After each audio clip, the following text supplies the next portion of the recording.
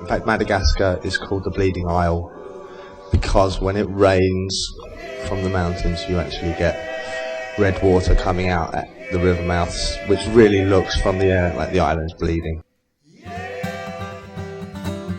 ReefDoctor was founded in July 2000 as a non-profit organisation by Stein-Rostaing and Daniel Presman, two very passionate marine biologists from Swansea University. Their philosophy: to educate and involve local communities to become stewards of their own environment and therefore their future. ReefDoctor is now a registered charity. Their methodology is a fresh, holistic, modular approach using research, educational and social development tools to undertake conservation. Their motto is research, education, conservation. Coral reefs are amongst the most productive and biologically diverse ecosystems on Earth. They are frequently referred to as rainforests of the sea for their high diversity and the abundance of marine flora and fauna. Shallow water tropical reefs make up a mere 0.002% of our Earth's surface, yet indirectly provide sustenance and livelihood for 2 billion people. Directly, they provide food and economic income for over 1 billion people.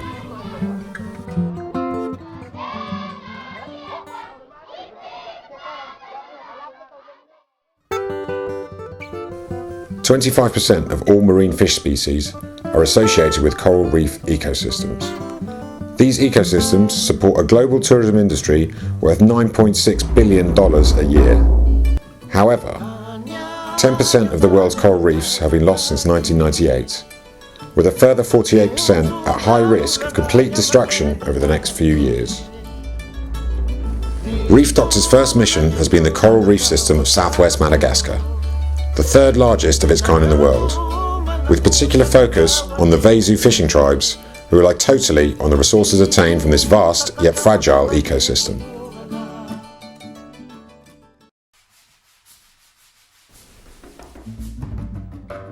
Madagascar is the fourth largest island in the world. The majority of its plant and animal species do not exist anywhere else.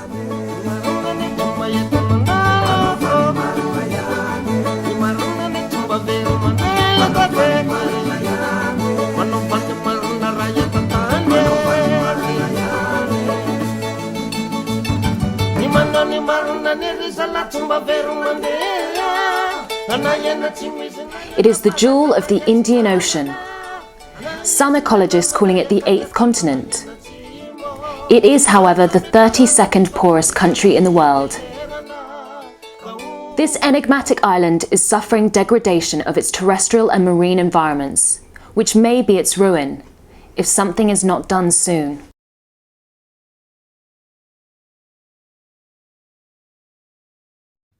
The original reef doctors were invited by the Marine Institute of Madagascar in 2001 to witness the mass coral bleach event of the Bay of Reno Bay.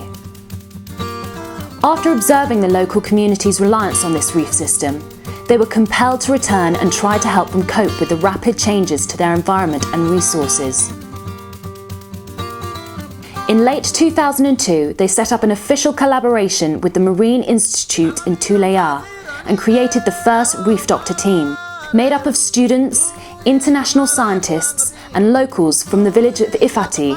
Their social and scientific investigations began. This is what they were to discover. A steady increase in the local population and the growing influx of migrant fishermen, resulting in severe overfishing. In 1970, Madagascar had a population of just 4 million. Today, it has over 19 million. Destructive fishing practices leading to overexploitation and extreme damage to the reef itself.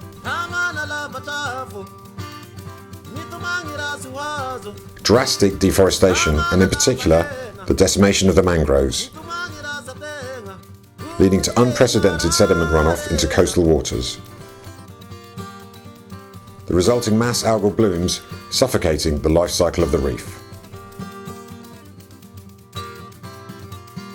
And finally, the legacy of global warming, which caused the mass bleaching events of 2001, 2002 and 2003, destroyed 60% of the coral, a near catastrophic blow to one of the most important lagoonal reef systems in the world.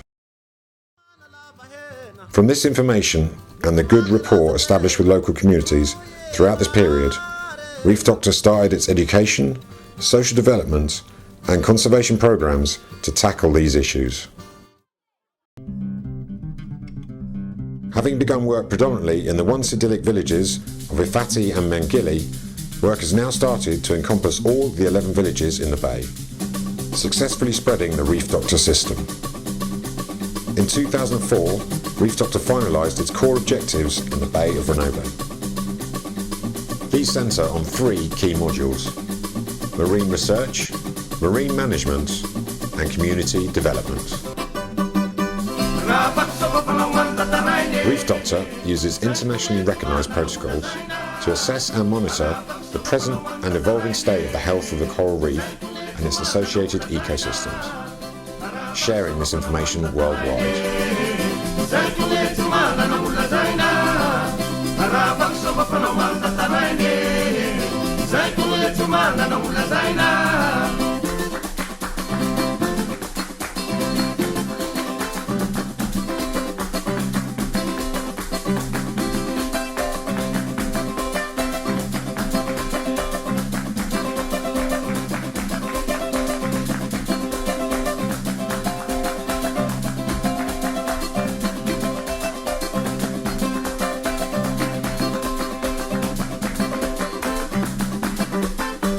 All indications from this research state that the lagoonal reef system has less than 6% coral left and is thus in a state of collapse, changing from a coral-dominated reef to an algal-dominated reef. If this continues to happen, it will have huge implications, even so far as to destroy the community's ability to catch enough food to ward off starvation. But there is still time. ReefDoctor has created the 2 other modules to address this problem, to slow down and ultimately reverse this change.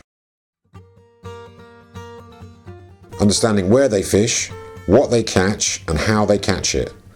Establishing the relationship between the reef's health, the effort required to fish and the resulting yield. The information is used to create community-based management plans to help reduce the impact on certain fisheries and to help expand others in the short term, whilst reef areas are given time to regenerate. From the fish catch monitoring information, ReefDoctor informed and educated the local population about the need to monitor their own activities. By fostering inter-community cooperation, they could manage the bay's resources, protecting and conserving the remaining living reefs.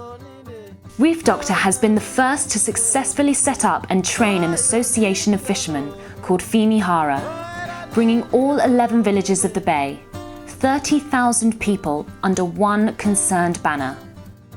A banner which now has a regional and national voice to implement and enforce management and conservation actions.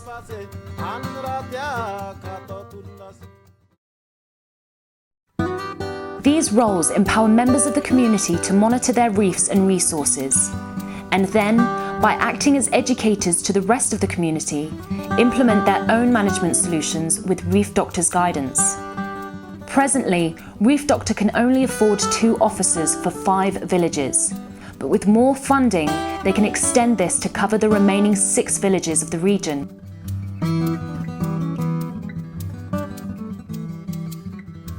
This Alternative Incomes and Practices programme demonstrates the additional value of the reefs to local communities. They are beginning to realise it is not only their source of food. In 2007, ReefDoctor and Fimihara created the first community-led marine park, the Rose Garden, created for tourists where fishing is banned. It generates $3,000 in each tourism season through a fee-based entry system, thereby paying for its own maintenance and also contributing to community projects and Fimihara activities.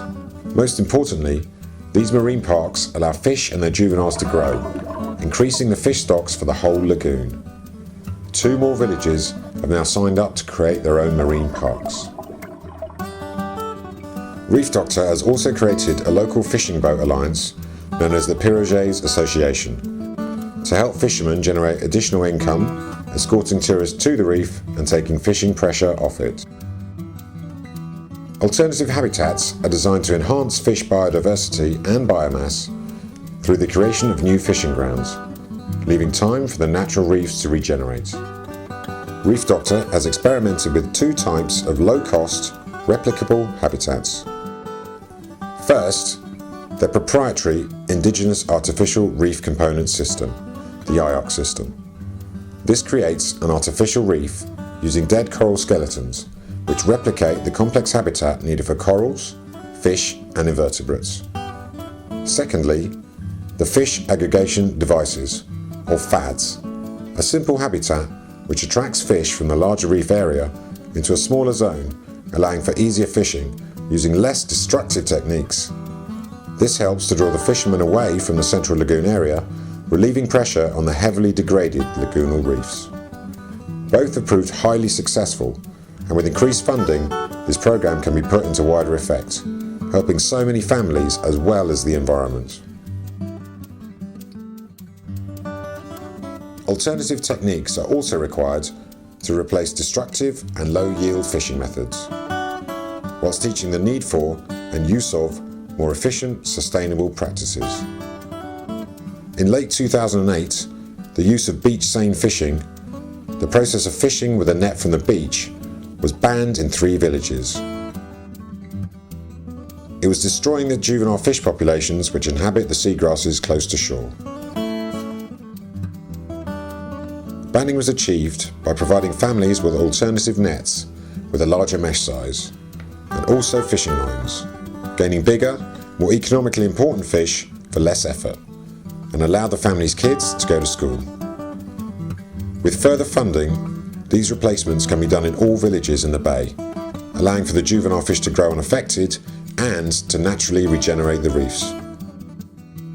In no-take zones, particular reef areas and specific marine species can be targeted. These zones prohibit the fishing of targeted species for short periods of time, up to 6 months, under the management and enforcement of the locals. In the case of the octopus, an important export, their population and size can be increased 3-fold through this simple practice, and as an example of species-specific management. So far, 5 villages are establishing octopus no-take zones. Any sustainable marine management program must consider socio-economic development as well as ecological and biological conservation.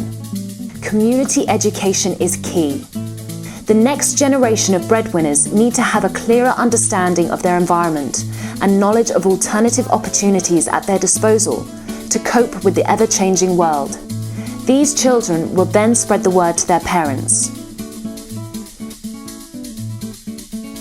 Ifati Primary School has 320 pupils schooled in only 4 classrooms and initially only had 4 teachers. ReefDoctor employs and trains an additional 4 teachers to help the school teach the required national curriculum. Child attendance at the school has soared since ReefDoctor improved the appalling conditions there. Thanks in part goes to the Rotary Club of Trikistan, who provided financial aid to repair the food stores, to deliver 2 tons of school books and bought much needed school equipment. ReefDoctors repaired the classrooms, the building's roofs, the food hall and replaced the windows and doors, and most importantly kept the school's administrative processes running and constantly improving. This all meant more children can now learn in a fully functional and inspirational environment and be provided with 1 meal a day. ReefDoctor created a locally focused curriculum for the pupils. It teaches them about their marine and associated environments, how they work, what they provide, what effect human activities have had, what can be done to reduce the drain of those precious resources, and how to employ sustainable practices. The curriculum has been implemented in 2 schools in the area, and with more funding, ReefDoctor hopes to work with all 11 schools in the Bay. ReefDoctor and the Rotary Club of Trikistan, in collaboration with Électriciens Sans Frontières and EDF, have provided the schools with solar panels, the first for any school in the whole region. Lights extend the school day, allowing extracurricular classes for kids and adults, and also for community meetings. This has provided massive motivation for the community. ReefDoctor would love to be able to provide solar panels for all schools in the Bay. Conservation-themed school fetes, competitions, a kids club, and a marine museum are successful and popular projects set up by ReefDoctor to improve community awareness and harmony on conservation issues and general education. Social development initiatives are also key.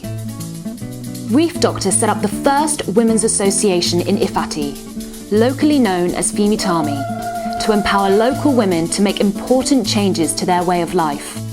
The Reef Doctors are educating and supporting the creation of small businesses, such as honey and jam making, rice cake production, the staple breakfast diet of a fisherman's family, embroidery, and small shops, increasing both local and tourist-based income. ReefDoctor also provides general workshops on health and hygiene, first aid, mentoring on women's health to young girls, 60% of whom have had their first child by the age of 16, and with both sexes in terms of STDs, and in particular with regards to AIDS, which is almost considered a myth amongst the local population.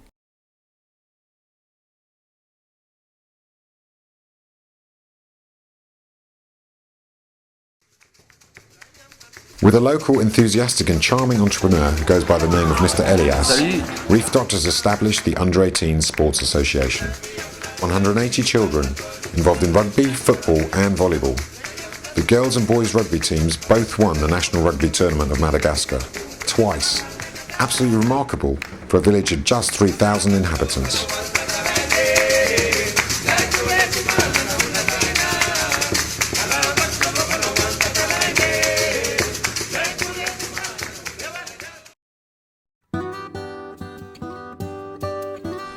To secure the long-term ecological security of the region and to preserve their cultural heritage of a coastal way of life, more fishermen and their families are looking to undertake alternative livelihoods within their marine environments.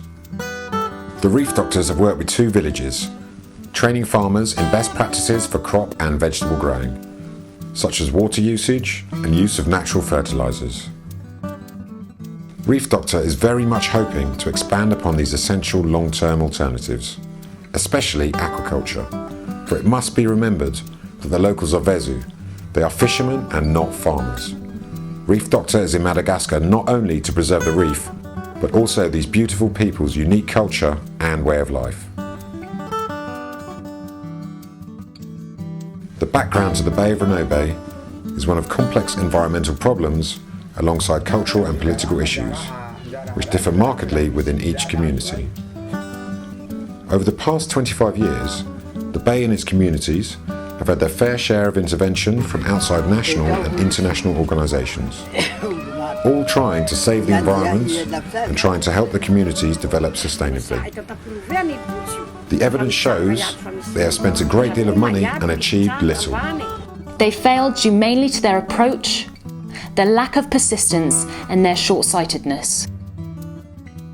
Their methodology of short-term projects combined with a limited interaction with the communities to understand the culture and knowledge of their environment with which they have lived for over a millennia has resulted in little to no impact just months after their retreat and departure.